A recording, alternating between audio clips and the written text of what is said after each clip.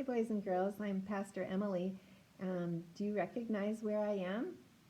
Yes, this is the wall of the inside the great room of the children's building. I wish that you could be here with me, and I'm sure that you'll be able to come soon.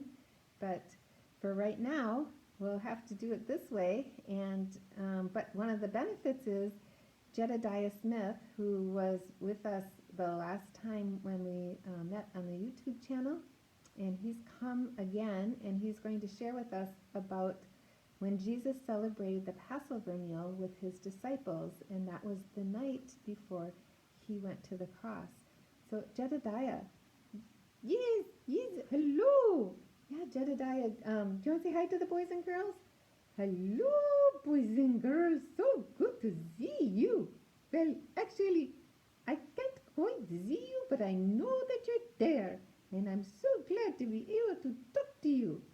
Okay, so Jedidiah, I'm going to just kind of get out of the way here. And I'll let you talk to the boys and girls, okay? Oh, very good. Yes, thank you. I'm so glad to be able to share with you about that night. So, that all happened at Passover time, with big Passover festival. That's why so many people in Jerusalem at that time.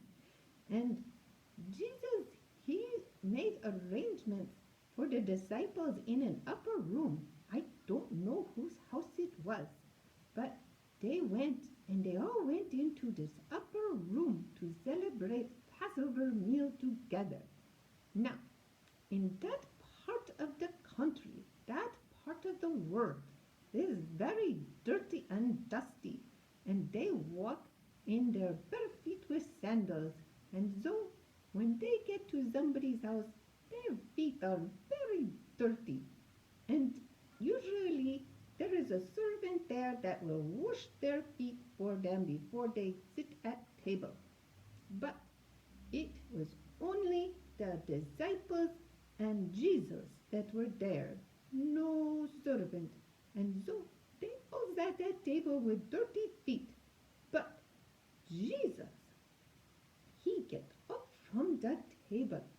He took off his outer garment and he took a towel and wrapped it around him. And then he filled some basin with a big bowl with water, and he went around and he washed the disciples' feet. Yes, he did. And then he used the towel that was around him to dry their feet. And when he got to Peter, Peter said, "No, Lord, you'll never wash my feet." And Jesus, he said, "Unless I wash you, you have no part of me." "Oh, then, Lord," Peter said, "not just my feet, but my hands and my head too." And Jesus, he said, "Those of you who had a bath, you only need your feet washed. Your body is clean. And you, Peter, you clean. Though not everyone here is clean, because he knew that someone was going to betray him, and that's why he said that. And that meant that they were dirty on the inside. So when he finished washing their feet, he put his cloak back on and he went back to his spot. And then he said, "Do you understand what I have done for you? You call me teacher. You call me Lord. That's right. That's what I am. Now, I, your Lord and teacher, have washed your feet.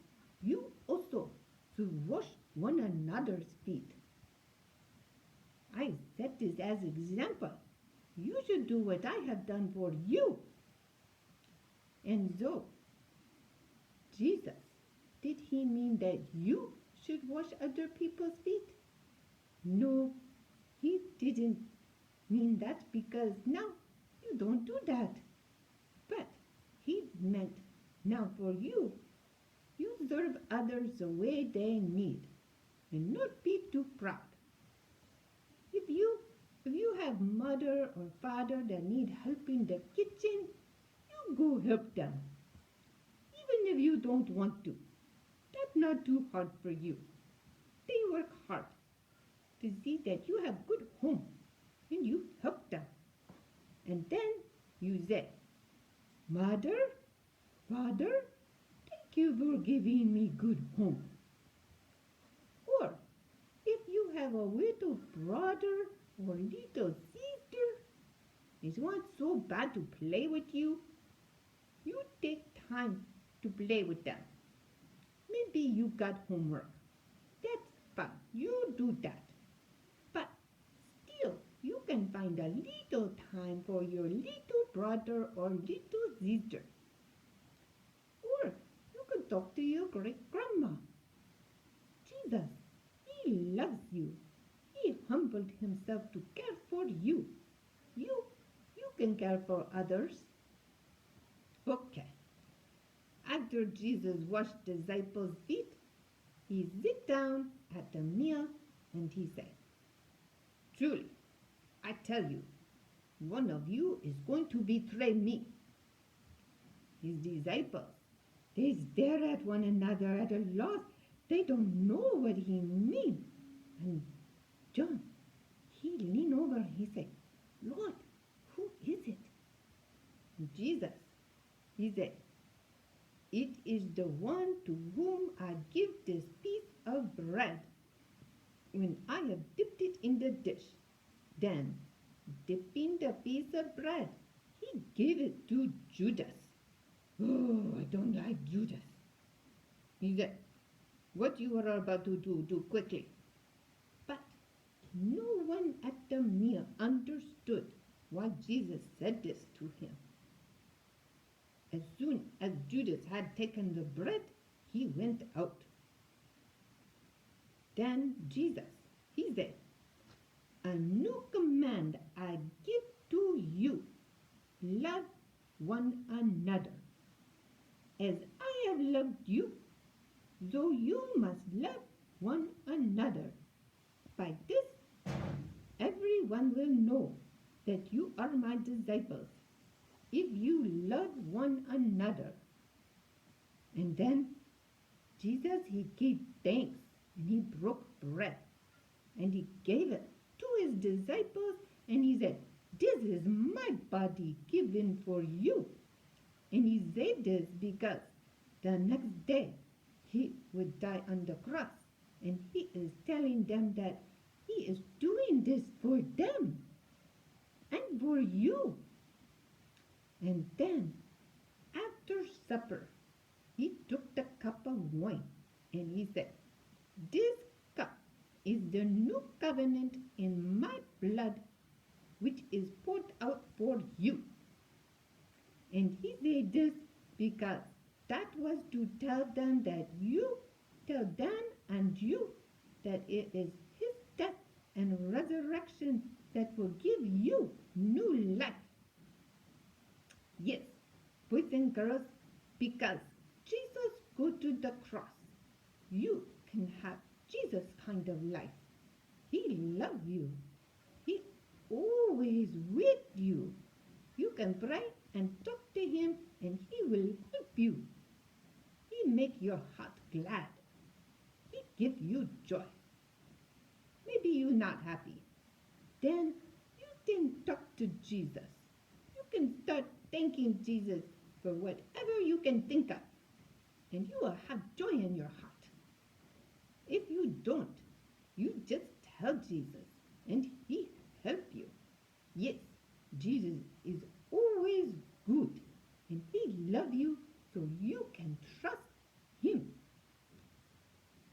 And then that was at the end of the meal. And then they would sing a hymn together and then they went out. And so that's the end of that meal. Pastor Emily? Yeah, Jedidiah, thank you. That was so wonderful to hear about that. Thank you for for coming and for talking to us and sharing with the boys and girls. Oh, yes, I happy to. Yes, they are so nice. Yes, you're nice too. Oh, Jedidiah, you're very nice, and I'm so thankful that you could come. So, boys and girls, I hope to be able to see you soon. I'm missing you, and it's been great being here together. And I just pray that you have a really good Holy Week and a wonderful Easter, and that you just stay healthy and your family too. And just remember that you're loved, and we look forward to seeing you in person. So blessings to all of you.